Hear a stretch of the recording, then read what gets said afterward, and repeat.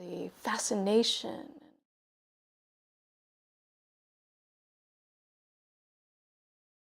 I think that, you could say that mysticism is the exploration of the mystery, but then the mystery is on both sides of the veil.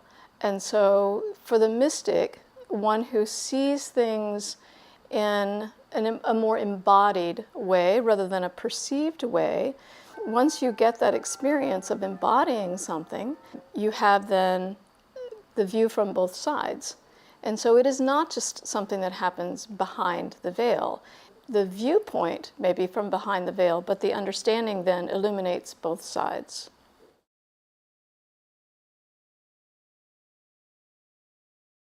A mystical experience is one that is not of this normal earthly perception.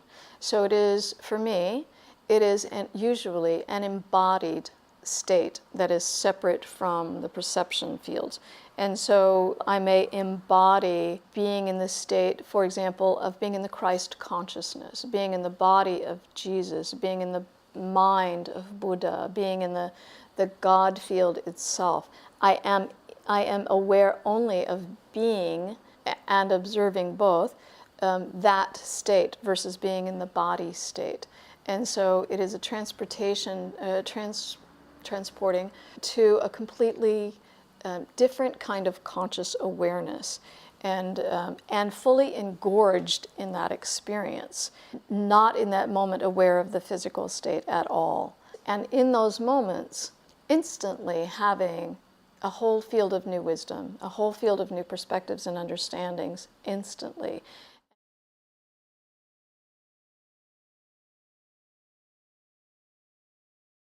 One of the topics that I never hear discussed in religion or mysticism, which surprises me a little bit, is that there is great playfulness in divine realms and divine beings. And in the divine states, everything is exquisitely pure. And the joy that you feel is astounding. It's so exquisitely pure you cannot help but laugh or cry in some instances because it is so engorging with a sense of joy. The mystical states are like that as well. There's a lot of playfulness and a lot of sort of teasing, if you will, in the mystical states. And so there's great fun in these experiences, as well as, very serious and weighty things, but there's also a lot of fun. And to me, the great pleasure of the mystical journey and the spiritual journey in any form is taking pleasure in the exploration. And, joy is our fundamental nature is joy. And so being able to call that forth without a demand that we must, in the process, find the answers, but find joy in the exploration of any answer that you come into. And so I think this is one thing I wish that people would talk about more often, is the incredible fun that can be had in this process.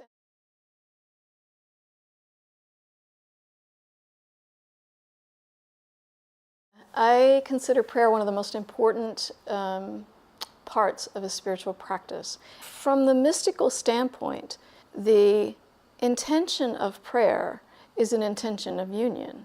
It is an intention of that joining together of my consciousness and my will with divine consciousness and divine will. And so we meet in this place. And this is where we all meet. It is the place that is the core, the center of love. And in this, what I know for certain is in this core of love and prayer, nothing happens just for a single individual. Everything that happens with the intention of love and union benefits all beings. So the power of prayer is really profound, even if our idea is simply for our own life, or our own being, or whatever. The ripple effects from that is a benefit to everybody.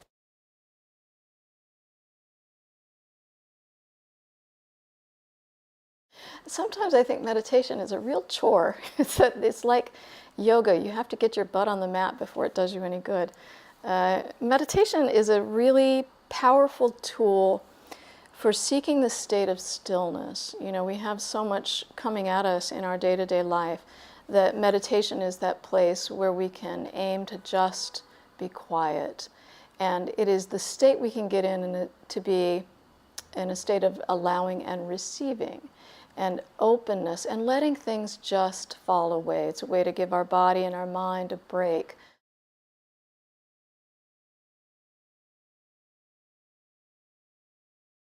The contemplation is the time for things to integrate and for the sort of ahas to come to us as we consider our world, consider issues that are important to us or that are rising up with us.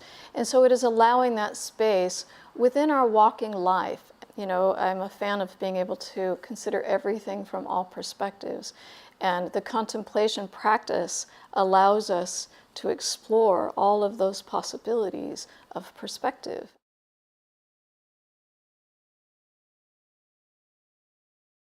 I simply stay in a state of wonder. I am the cheesy girl that will say, wow, look at that sunrise. Wow, look at that flower. Wow, listen to that bird. And as a result, I take in everything in the wonder of what's happening collectively, everything at once. There's a deep state of appreciation and gratitude for everything that I encounter. And in that state of gratitude and wonder, I know all of the things that are happening. I can see all of it in the collective context of magnificence, of what we've created, of what we can perceive, of the journey itself, of where life has brought me, including being able to see all of it from a mystical perspective. And this is what I mean about the mystery being both sides. I can see the wonder of what happens in a state of separation when we see things individually in my individuated state. I can see the wonder and beauty of all of it and appreciate it.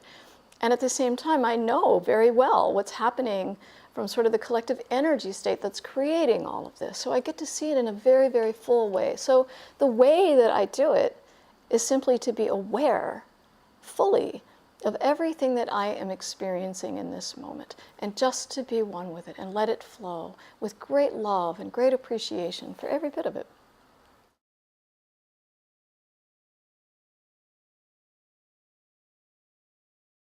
Again, love is a word, right? And there are many definitions of love. So we could speak about love as an adoration or a preference or lust or romance, or we could determine it in lots of different ways. But ultimately, love is our life force. It is that thing which gives us life and awareness of life. It is the source from which we come that through its force is the reason why we exist. So we exist through the force of love, which is every experience and awareness of experience that we have. And if we want to get to the base of what I know of the untainted origin state of love from which we come, in my experience, it comes from the original field is a field of nothingness, pure nothingness. The most untainted, unstained state of love. It is the state of pure potential for everything to exist. So it is the existence of everything before there is anything. This is the origin state of love. In this state, it is unconditional. There are no conditions here. Everything is equal, so it is a state of equality. Everything is equal in its possibility to manifest. It is also the state of pure freedom. At the same time, it is the state of pure unity, because everything is at one in the state of its possibility to exist. And it is the origin and ultimate of acceptance. So divine love, by my definition, would be unconditional, equal, free, unified acceptance. And this is the state of divine love that we seek to embody, to understand, and to offer through our lifetime. That is what our full experience is seeking to be.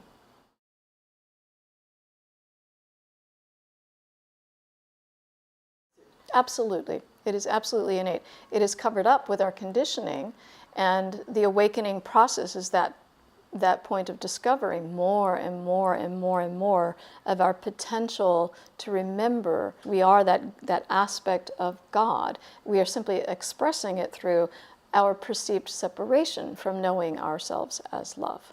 And so we are that consciousness. And we know that we're that consciousness because none of us wake up in the blissful, embodied state of knowing ourselves as divine love. And so therefore, this world we create is from that level of consciousness. And there is the level of consciousness that isn't separate from love, knows itself blissfully and instantly as that. Because the nature of that level of existence is joy.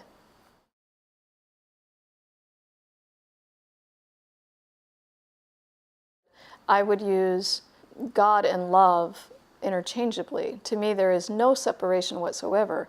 The thing that I know that in our world we usually associate more of an intelligence associated with God.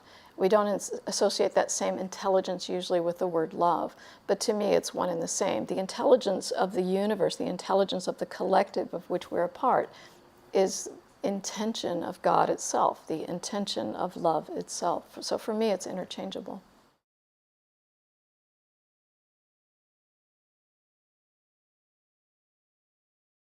90% of the time, what happens to me is that I go to the origins of divine truth or an issue that we think is pertinent to discussions of divine truth.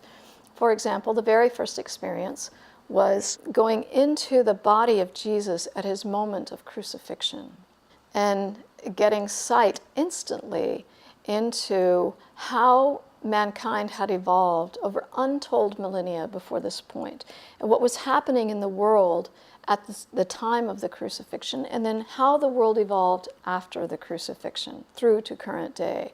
And so it was me getting to understand the world before Christianity, with the birth of Christianity and then the evolution of Christianity from the vantage point of Christ. And so always this is what happens to me, is that I go to the origin point and embody the origin experience itself. And so I get the context of that place, that truth, from the perspective of the origin. And so the origins of the universe, the origins of thought, the origins of fear, the origins of Buddhism, Christianity, etc. And even in the energy field in which we all exist but cannot perceive through our senses, I can go directly to this field and get the sort of reality that we can't perceive. I'm often taken up into the arms of Jesus, incorporated into his body and then into the Christ consciousness, and am allowed to view different issues in the world through that vantage point, through the eyes of the Christ consciousness. And I can view planetarily what's happening in terms of trends and why these issues are coming about and how healing is taking place over here, or how this movement is impacting the collective in our collective awakening. And so they happen in many different ways, but they're all aiming for me to understand context, the message of these experiences, all of them in the various ways in which they've come to me, ultimately all come down to understanding exactly what divine love is. And so when we say that we want to have a world of love and compassion, we need to be sure about what we're offering in terms of what does love mean? What exactly is that? And so ultimately, every experience has led me to full understanding that the aim is our wholeness comes through getting our own life, our own understandings, our own mind, and our own energy field into the ultimate state of divine love, the unconditional, equal, free, unified acceptance. And through this state, this state of allowance of all of that divine love, everything rises up in that joyful nature of divine being. And then we can see our world through that lens. And that means that that's what the world meets in us, that unconditional love.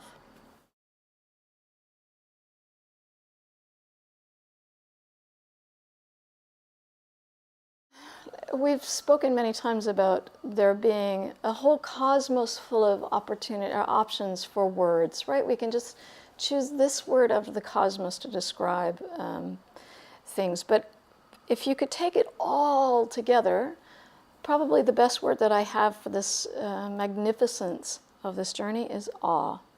That it is such a state of awe when you can see truth from the perspective of its ultimate in simplicity and possibility and scale. The scale is just unfathomable because it's infinite. And when you can get into that place of, wow, the awe of how magnificent and miraculous that is, that we can see and experience anything. We can view it as anything. That's a state of awe. And to me, that's exactly how the mystical experience is. It is a magnificent state of awe. And everything that comes with that, the appreciation and the fascination and exquisite sense of knowing love that comes with that.